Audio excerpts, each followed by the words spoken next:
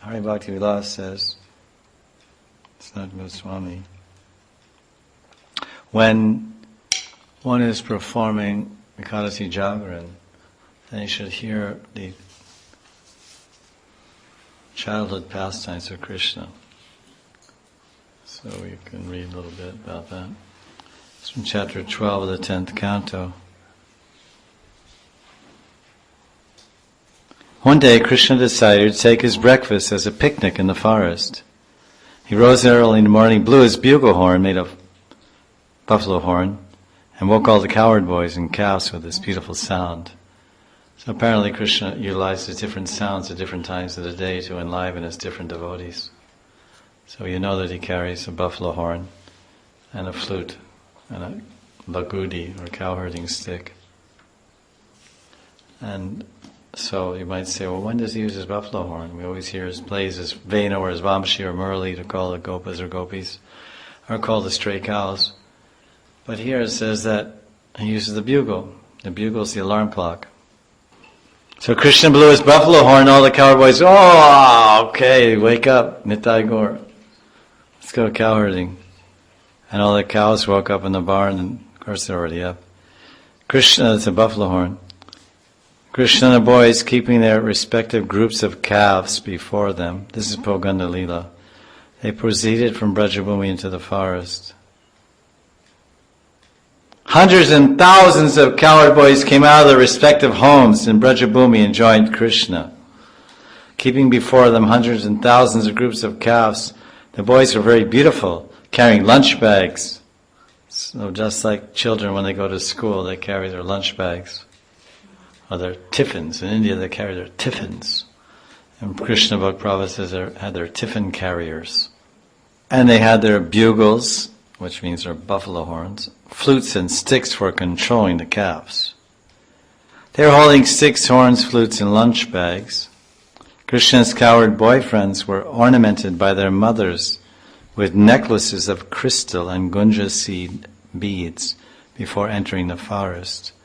Once the boys got in the forest away from the protective gaze of their parents, they ornamented themselves with forest fruits and flowers. So this is where we get the origin of dry fruit garlands.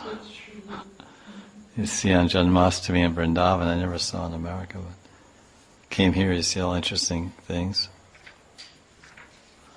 I have garlands made of fruits, fig garlands, and usually dried fruits, but I suppose you can make grapes, grape garlands. Drape your neck with grapes. Drape the grapes on the neck. So it's a very interesting thing. Ornamented themselves with forest fruits and flowers. And they ornamented themselves with forest fruits and flowers. So flowers you put behind the ear, or put in your hair, tuck in your belt or whatever. But then ornamenting yourself with a fruit, or maybe you put a fig over your ear. You pick a fresh fig from the fig tree and put a fig in your top knot. Because remember, they wear chudamant, they wear chuda, which is a top knot. So the top knot has a little circle where they gather the hair together, it's long hair, and they make this kind of smokestack, a little top knot. So on the top of the top knot, they could put a little fruit up there.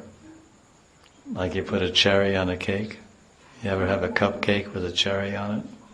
Because it says they're ornamented with fruit. So how would you ornament your body with fruit? Put an apple in your ear? It's too big. Put a grape in your ear? Put an olive in your ear? What to do? Or get a vine. I know what they would do. Now use your brains. Be a cowherd boy.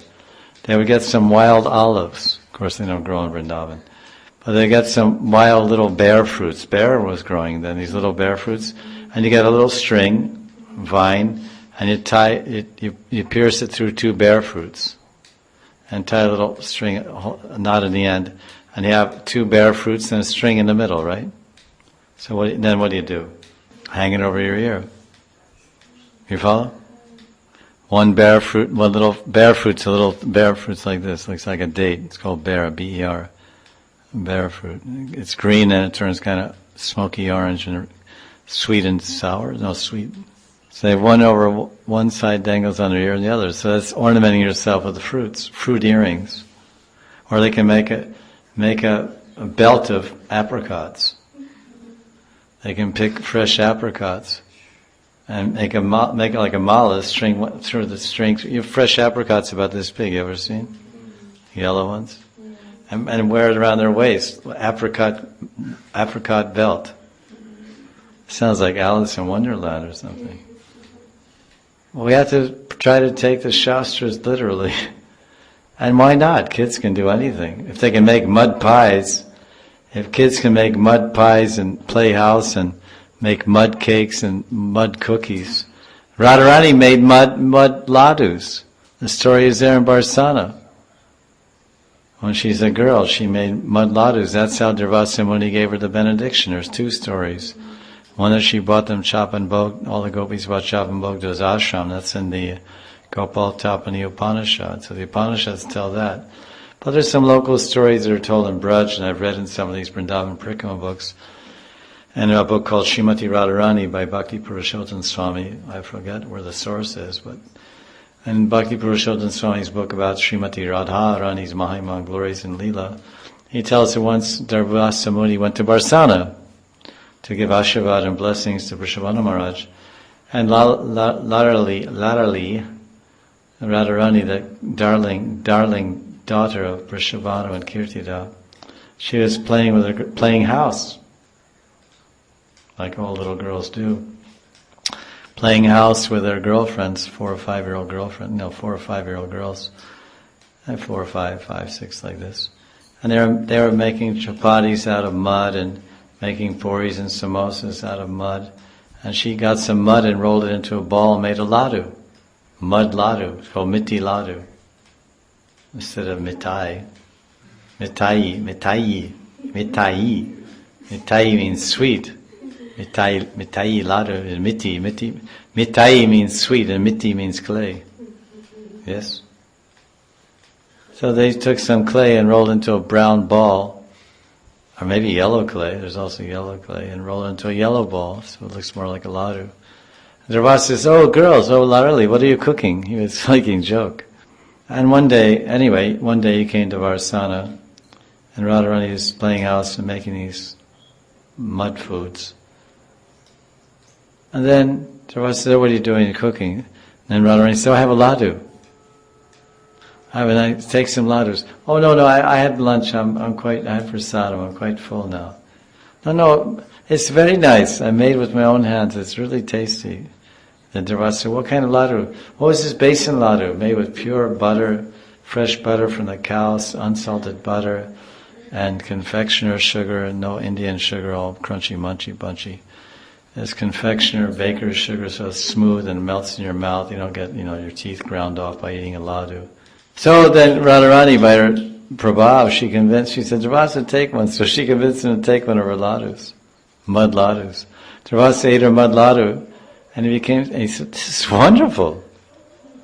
It's a very interesting twist, because in Brahmanda God, Krishna ate clay.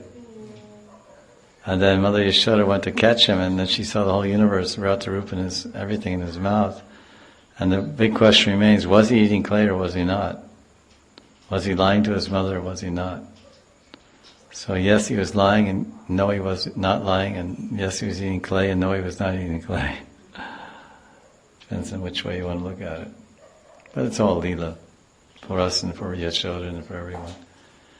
Durvasa ate that ladu. Was the best ladu he ever had in his life. He couldn't believe it. It's unbelievable. He felt so satisfied and happy, he told Radharani, "I give you a benediction. I give you a benediction that whatever you cook will taste like amrit, nectar. And like amrit, it will make one amara. Amrit and amara. Anyone who eats your food will never die. Will become immortal. Radha Prasad, or Radha Bhog, whatever you want to call it. Food cooked by Radharani. And it'll be very tasty, it tastes like nectar. And one will become immortal by eating such food cooked by your sweet mistahana, your sweet hands, and he will be very strong and healthy. So then the rumor got around to Mother Yashoda, this story about Vrishabhana's daughter, Vrishabhanandini. And then she said, "Oh, can your daughter please come and cook my son's breakfast?" So that's when the whole Leela started of Radharani cooking Krishna's breakfast and Pratak Leela, 6 o'clock in the morning to 8:36.